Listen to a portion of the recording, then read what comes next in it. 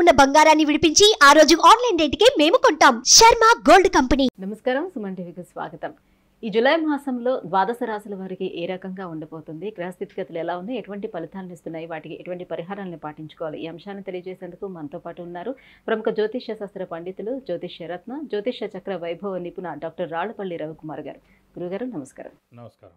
గురుగారు, మిథున రాశి వారికి ఈ జూలై మాసం అంతా ఎలా ఉంటుంది, వీళ్ళకి గ్రహస్థితిగతులు ఎలా ఉన్నాయి ఈ మాసం? మిథున రాశి అనగానే మనకి మృగశిర 3-4 పాదాలు, ఆరుద్ర 1, 2, 3, 4 పాదాలు, పునర్వసు 1, 2, 3 పాదాలు. సాధారణంగా మిథున రాశికి అధిపతి బుధుడు. చాలా తెలివైన వారు. అంటే బుధుడు మామూలుగా ఏం చేస్తారంటే క్రియేటివిటీ, ఇంటెలిజెన్స్, లాజిక్కి కారకుడు బుధుడు అండి. సో తెలివితేటలకి మారుపేరు బుధుడు. సో ప్రకృతి అంతా కూడా గ్రీన్ కలర్లో ఉంటుంది. బుధుడు గ్రీన్ కలర్కి ప్రతీక. సో మీకు ప్రకృతికి దగ్గరగా ఉండేదే మీరు అవలంబించగలుగుతారు, అలాగే మీలో ఉంటుంది కూడా. సో అలాగే హాస్యానికి కూడా బుధుడే అండి. చాలామంది హాస్య నటులు కానివ్వండి, హాస్యం కానీ, కమలాసన్ కూడా ఒక ఇంటర్వ్యూలో చెప్పారన్నమాట. అందుకని ఇష్టమైన నటుడు చార్లీ చాప్లిన్. అంటే హాస్యం పండించడమే చాలా కష్టమైనది. అంటే ఎన్నో ఉన్నా కూడా హాస్యం పండించడం చాలా కష్టం. అలాగే హాస్యానికి కూడా ప్రత్యేక బుధుడు అండి. సో జోక్స్ వేయడం కానీ, తెలివితేటలుగా మాట్లాడడం కానీ, లౌక్యం కానివ్వండి, స్నేహితులు ఎక్కువగా ఉండడం కానివ్వండి. సో నేచర్లో మమేకం అయిపోగలరన్నమాట మిథున రాశి వారు. దానికి అధిపతి బుధుడు కాబట్టి. ప్రస్తుతం మనకి మిథున రాశి వారికి శని భాగ్యంలో ఉన్నాడు కాబట్టి పర్వాలేదండి, నష్టం లేదు. చతుర్థ దశమాల్లో మనకి రాహుకేతులు ఉన్నారు కాబట్టి పర్వాలేదు. ఒక గురువు మాట కొంచెం మిశ్రమంగా ఉన్నాడు. ఎందుకంటే వ్యయ స్థానంలో, ఖర్చు స్థానంలో, నిద్రాస్థానంలో ఉన్నాడు. సాధారణంగా గురువు ఏ రాశిలో ఉన్నా ఆ దైవబలం అనేది ఏం తగ్గదండి, అలాగే ఉంటుంది. పర్సంటేజ్ తగ్గచ్చు అంతే. 2, 5, 7, 9, 11 స్థానాల్లో ఉన్నప్పుడు 100కి 90% గురుబలం ఉన్నట్టు. మిగతా రాశుల్లో ఉన్నప్పుడు మటుకు 40 to 50% బలం ఉన్నట్టు.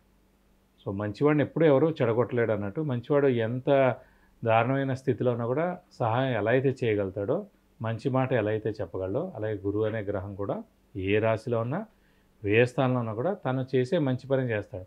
వ్యయస్థానం అంటే ఖర్చు స్థానం కాబట్టి మంచి ఖర్చులే చేయిస్తాడు, వేస్ట్ ఖర్చులు చేయనివ్వడం అన్నమాట. సో ఒక దేవుడి వేన పనులు అవుతున్నాయి, ఎవరో ఇంట్లో పెళ్ళి అవుతుంది, సంఘంలో ఏదో మంచి పూజ పునస్కారం అలాంటివి అవుతున్నాయి. సో అవన్నిటికీ ఖర్చు చేస్తారన్నమాట. గురువు అక్కడ వేస్తానన్నా కూడా మంచి ఫలితాలనే ఇస్తాడు, అంటే మంచి ఖర్చులనే చేయనిస్తాడు. ఈ రాశి వారికి కొంచెం గురుబలం తక్కువగా ఉండడం చేత విద్యార్థులకు కొంచెం మిశ్రమంగా ఉండదు. ఎందుకంటే గురువు జ్ఞానానికి కూడా కారకుడు కాబట్టి కొంచెం గురువు విద్య కూడా కారకుడు అవుతాడు. మామూలుగా విద్యాకారకుడు బుధుడండి, కానీ గురువు జ్ఞానానికి ప్లస్ ఇంకా ఇంటెలిజెన్స్, నాలెడ్జ్ ఎక్కువగా రావడం కూడా గురువు ఇంపార్టెంట్. సో ఆ గురుబలం తగ్గడం కాబట్టి విద్యార్థులకు కొంచెం మిశ్రమంగా ఉండొచ్చు. అనుకున్న సీట్లు సాధించలేకపోవడం, మంచి ర్యాంక్ రాకపోవడం, సో బాగా కష్టపడితే కానీ పనులు జరగకపోవడం, ఇలాంటివన్నీ కొంచెం విద్యార్థులకి మిశ్రమంగా ఉంటుంది. అలాగే కొన్ని పురోహితుల ఫీల్డ్లు ఉంటాయి. అంటే ఇవన్నీ దైవ సంబంధించిన ఫీల్డ్స్ ఏవైతేనే, పురోహితులు అవ్వచ్చు, అర్చకులు అవ్వచ్చు, వేద పండితులు అవ్వచ్చు, గురువు రిలేటెడ్ ఇవన్నీ. అలాగే టీచర్లు కూడా ఇందులోకి వస్తారన్నమాట. సో గురువు రిలేటెడ్ వాళ్ళందరూ కూడా ఎవరైతే ఉన్నారో వారి వృత్తి ప్రవృత్తికి కొంచెం మిశ్రమంగా ఉంటుంది అన్నమాట. ఆ గురుబలం తక్కువగా ఉండడం చేత.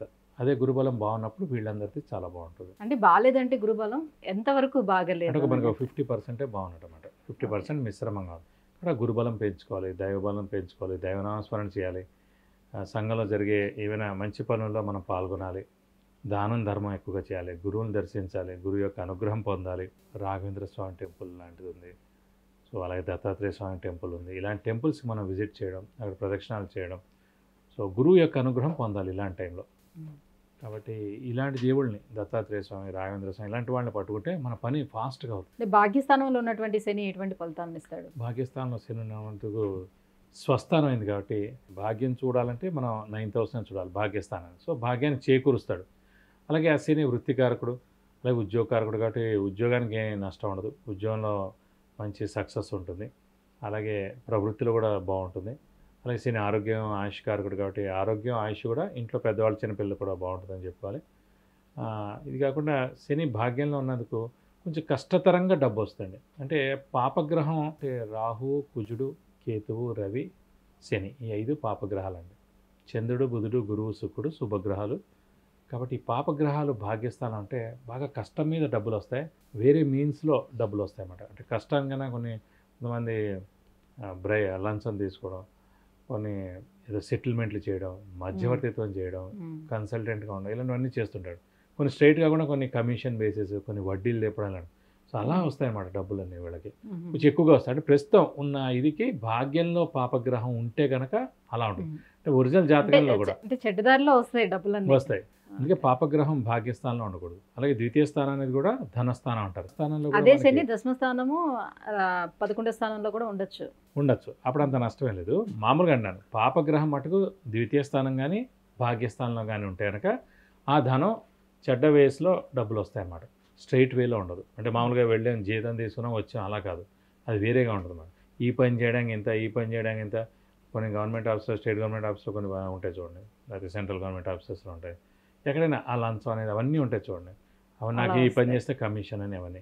సో అలా పాపం ఇదితో వచ్చే మనీ మటుకు ద్వితీయ స్థానం కానీ భాగ్యస్థానంలో కానీ మన ఒరిజినల్ జాతకంలో పాపగ్రహం ఉంటే, అంటే రాహు కానీ కేతు కానీ కుజుడు కానీ శని కానీ రవి కానీ ఉంటే అలా వస్తుంది అన్నమాట. కాబట్టి రాహుకేతులు మటు ప్రస్తుతం పొజిషన్ బాగానే ఉందండి. శని కూడా బాగానే ఉంది. గురువు మటు కొంచెం మిశ్రమంగా ఉందని చెప్పుకోవాలి. గురుగారు, మిథున రాశి వారికి జూలై మాసం ఎలా ఉండబోతుంది ఏంటి అనే విషయాలు తెలియజేసినందుకు ధన్యవాదాలండి. సుమన్ టీవీలో మీ పర్సనల్ అండ్ బిజినెస్ ప్రమోషన్స్ కోసం కింది నెంబర్కి కాంటాక్ట్ చేయండి.